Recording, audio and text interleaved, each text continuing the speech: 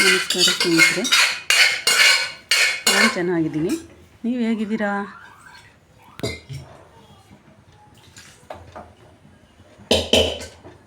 ಬೆಳಗ್ಗೆನೇ ಮೂಲಂಗಿ ಸಾರು, ಮುದ್ದೆ, ಇನ್ನೇ ಇಡ್ಲಿ ಮಾಡಿದ್ದೆ. ಇಡ್ಲಿ ಇಟ್ಟಿದೆ, ಅದಕ್ಕೆ ದೋಸೆ ಮಾಡಿ ಸಿಕ್ಕುಂಡೆ ಮಾಡ್ತೀನಿ.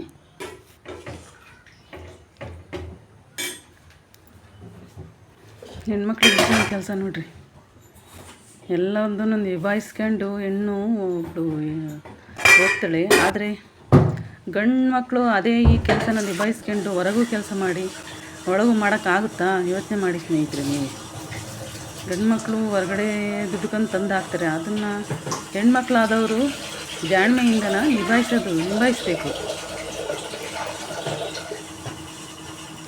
ಯಾವುದು ಖರ್ಚು ಮಾಡಬೇಕು, ಯಾವುದಕ್ಕೆ ಬಿಡಬೇಕು, ಎಲ್ಲಿ ಸೇವಿಂಗ್ಸ್ ಮಾಡಬೇಕು ಅನ್ನೋದ ತಾಳ್ಮೆ ಇರಬೇಕು. ಹೆಣ್ಮಕ್ಳಿಗೆ ನೋಡಿ ಖರ್ಚು ಮಾಡಬೇಕು.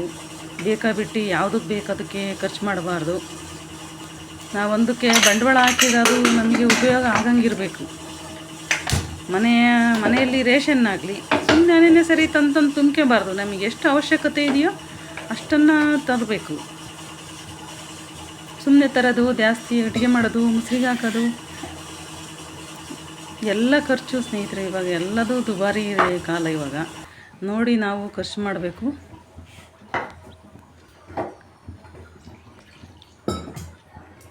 ನಮ್ಮ ಹೆಣ್ಮಕ್ಳಿಗೆ ತುಂಬ ಸ್ವಾಭಿಮಾನ ಕಣ್ರಿ. ಯಾರು ಮನೆಯಲ್ಲಿರಲ್ಲ, ಎಲ್ಲ ಕೆಲ್ಸಕ್ಕೆ ಹೋಗೋಕೆ ಇಷ್ಟಪಡ್ತಾರೆ. ಹಿಂದಿನ ಕಾಲದಲ್ಲಿ ಯಾರು ಕೆಲ್ಸಕ್ಕೆ ಹೋಗ್ತಾ ಇರಲಿಲ್ಲ. ಹೆಣ್ಮಕ್ಳು ಬರೀ ಮನೇನ ಮಾಡ್ಕೊಂಡು ಹೋಗೋರು. ಇವಾಗ ಹಂಗಿಲ್ಲ, ಇವಾಗೆಲ್ಲ ಉಲ್ಟಪಲ್ಟ ಆಗಿಬಿಟ್ಟಿದೆ. ಇವಾಗ ಗಂಡು ಮಕ್ಕಳು ಮನೆಗಿದ್ದಿರ್ತಾರೆ, ಹೆಣ್ಮಕ್ಳು ಇರೋಕ್ಕೆ ರೆಡಿಯಾಗಿಲ್ಲ. ಇವಾಗ ಸ್ವಾಭಿಮಾನದಿಂದ ಬದುಕೋದು, ಒಂದು ಬದುಕಿ ತೋರಿಸ್ಬೇಕು ಅಂತನ್ನೋದು ಹೆಣ್ಮಕ್ಳು ಮನಸ್ಸಲ್ಲಿದೆ. ಅದಕ್ಕೆ ನಾವು ಅಪ್ರಿಷಿಯೇಟ್ ಮಾಡಬೇಕು.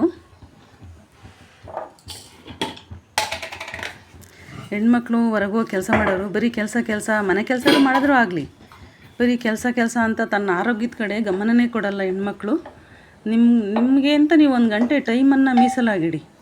ಒಂದು ವಾಕ್ ಹೋಗೋದು, ಒಂದು ಯೋಗ ಮಾಡೋದು, ಒಂದು ಧ್ಯಾನ ಮಾಡೋದು, ಇಲ್ಲ ಪೂಜೆ ಮಾಡೋದು, ಯಾವುದಾರೇ ಆಗಿರಲಿ. ಒಂದು ಧ್ಯಾನ ಮಾಡಿದರೆ ಎಷ್ಟೋ ಮನಸ್ಸಿಗೆ ನೆಮ್ಮದಿ ಸಿಗುತ್ತೆ, ಸಮಾಧಾನ ಇರುತ್ತೆ, ತಾಳ್ಮೆ ಇರುತ್ತೆ.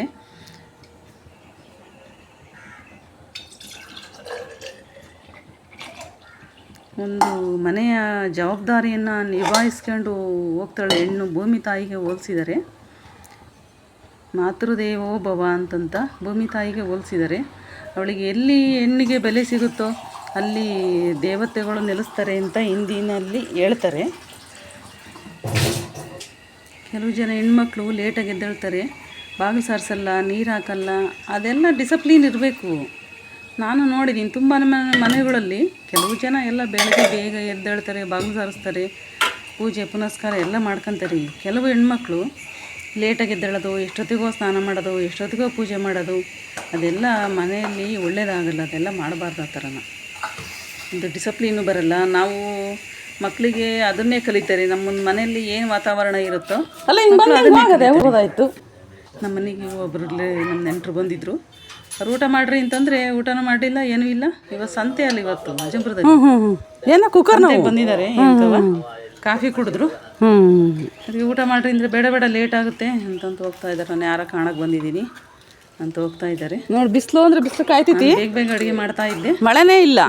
ಊಟಕ್ಕೆ ಇಡೋಣ ಅಂತಂತ ಅವ್ರು ಯಾಕೋ ಅಂತಂದರು. ಮೊನ್ನೆ ಗರಗದಳಿಗೆ ಬಂದ ಕಡೂರಿಗೆ ಕಡೆಗೆ ಎಲ್ಲ ಬಂದಿದೆ. ಇಲ್ಲೇ ಇಲ್ಲ ಮಳೆ.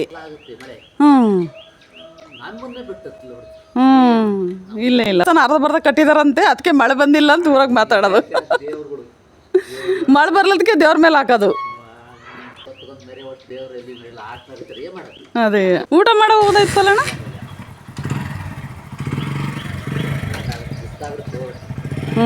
ಸರಿ ಬನ್ನಿ.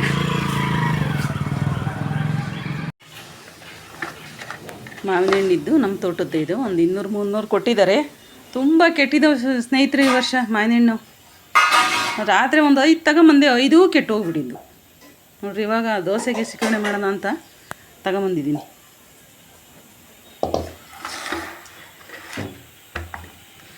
ನೋಡ್ತಾ ಇದ್ದೀನಿ. ಅದರಲ್ಲೂ ಚೆನ್ನಾಗಿದ್ದರೆ ಸಿಕ್ಕಣೆ ಮಾಡ್ತೀನಿ. ಹೋಳಿಗೆಗೆ, ಇದಕ್ಕೆ, ದೋಸೆಗೆ ನಿನ್ನೆ ಇಡ್ಲಿ ಮಾಡಿದ್ನಲ್ಲ ದೋಸೆ ಹಿಟ್ಟು ಮಿಕ್ಕಿತ್ತು, ಅದೆರಡು ದೋಸೆ ಹಾಕೋಣ ಬ್ರೇಕ್ಫಾಸ್ಟಿಗೆ ಅಂತಂತ ದೋಸೆಗೆ ಅಂತ ನೆನೆಸ್ಕನ್ನೇ ಮಾಡ್ತಾಯಿದ್ದೀನಿ ಇವಾಗ.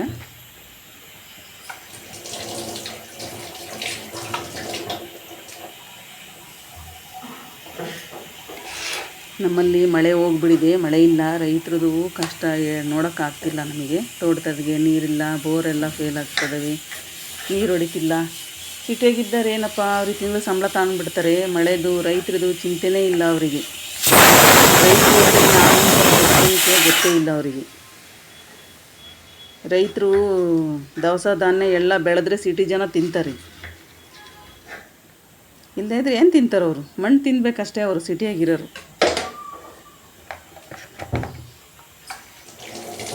ನಮಗಂತೂ ಮಳೆ ಹೋಗ್ಬಿಡಿದೆಯಲ್ಲಪ್ಪ ಅಂತ ಅದೇ ಒಂದು ಚಿಂತೆ ಆಗಿಬಿಟ್ಟಿದೆ. ಮಳೆನೇ ಬರ್ತಿಲ್ಲ, ನಮಗೆ ಬಿಸ್ನೆಸ್ಸು ಇಲ್ಲ.